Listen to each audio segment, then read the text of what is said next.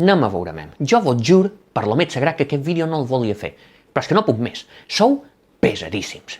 Resulta que en espanyol poden dir tío, tronco, colega, quillo, pixa, tot per dir el mateix. És un idioma amb una riquesa lèxica brutal. És tan gran aquesta riquesa lèxica que un mexicà te dirà hijo de la gran chingada i un madrileny, per dir-te el mateix, te dirà hijo de la gran puta. Un tipo de Burgos te dirà gilipollas i per dir-te el mateix, un tipo de Buenos Aires te dirà pelotudo o boludo. Fixa't, ells en tenen dues per dir-te el mateix. Ara, tura màquines.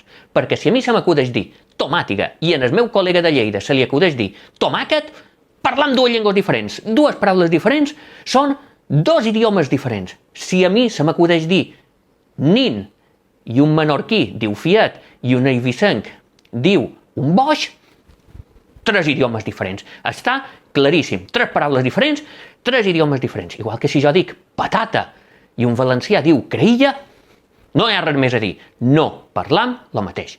Mireu, esteu penjats. Mireu, jo vos ho explicaré. Són sinònims. Paraules diferents que volen dir exactament el mateix.